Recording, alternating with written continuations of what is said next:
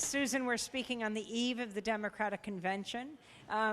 Bernie Sanders has conceded to Hillary Clinton. Your thoughts as a major surrogate for Bernie Sanders, major supporter? Well, of course, there was disappointment, but I think it was really imperative for him to be able to speak and for his surrogates, and not only his surrogates, but his delegates to be able to go.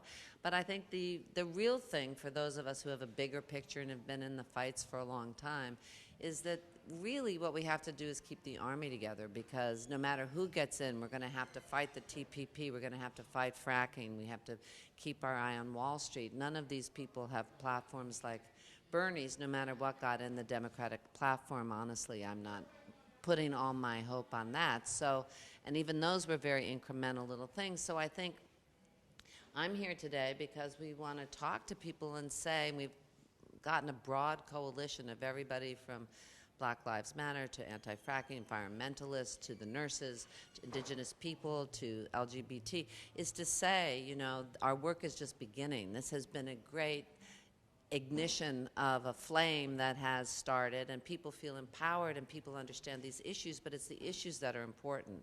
And this is just a stopping off point right now. So once this is over, you know, we're going to get people. I was just talking to somebody who's going to run for the Senate. We've got to get people, progressive people, real progressive people, in all of these offices from the bottom up, so that we have a Congress, so we have people that represent us, and that's what our focus has to be. And all of these people, we have each other's backs now, so that's a force, you know. I was yesterday marching with Black Lives Matter, and the nurses are coming in on the environmental things because they're all connected. And so I guess really what we're saying is, you know, don't be discouraged.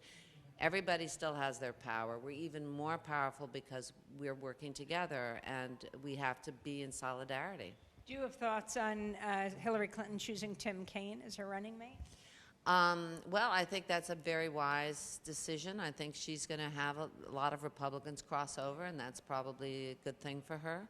You know, he's interesting because he was against the death penalty, but then, you know, enforced it.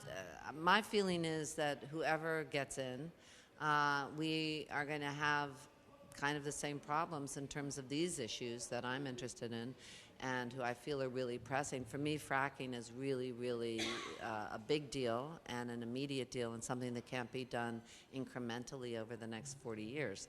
So that's something, and even in New York, that we have to pay attention to. TPP, I think, is a huge, huge issue. So we have to educate people, we have to stand together, and of course, you know, social justice and economic justice all tie in together. What do you think of the Bernie or bust movement? I think I've been talking to some people here, and they're full of steam, and they're going to find ways to stay solid and to keep pushing, and to I'm not asking anyone who they're voting for or anything, because again, I'm looking at the bigger picture.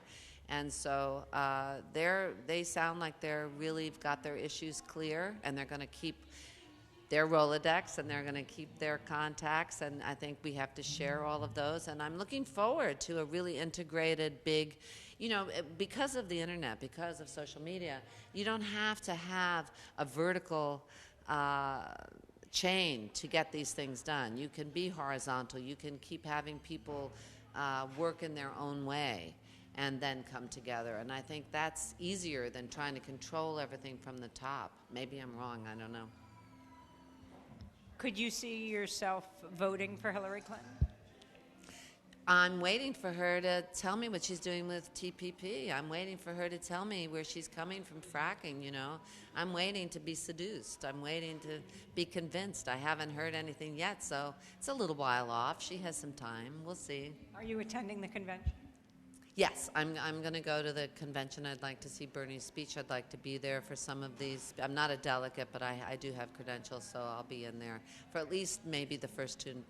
I don't think I'll stay till the end because I've got to work, but my son's here, and we're looking. It's his first convention. I was here with Obama the first time. So it's a curious American thing. So, I mean, I would like to see, you know, a more just way of voting and representation. I think that has to be really looked into, and there's been a lot of pushback recently on that, so I'm not sure quite what's going to happen. So the whole controversy over the emails that have been released from the DNC, do you have thoughts on this? The trying to disparage Bernie Sanders, though the DNC was not supposed to be taking sides? Well, I mean, it's not surprising. It's great that everyone finally understands that this wasn't some kind of paranoia, but every little thing from not allowing Bernie's table with his information into the dinners in some of the states I went to, and what I saw at caucuses, and I know what happened in New York, where all of that information, the wall went down, and then 137,000 people were just disappeared out of Brooklyn, and I know other people that went and were registered as Republicans. I mean, it was clear in California what happened, in Puerto Rico what happened. It was clear that, promises were made for so many polling places, and then there was only a third of them, and that there was something going on. It was no news to anybody that was working so hard to get to a polling place and have them giving the wrong directions to people, there were all these little things all the time.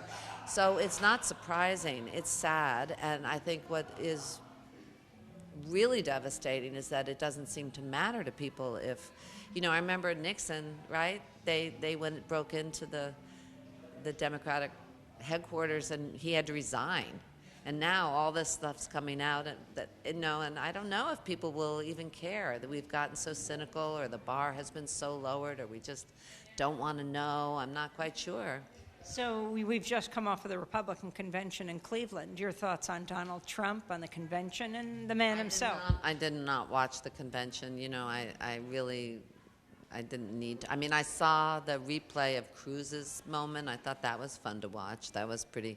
He seemed to be having such a great time.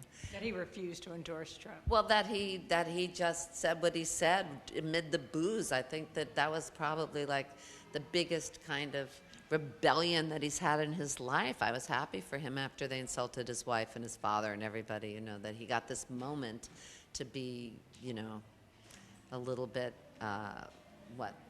outside the box for 2 seconds. But I didn't really watch it, and I don't have thoughts on Trump.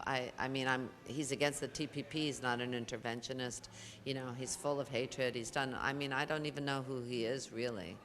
But I guess with Trump, it all depends upon who his advisors would be.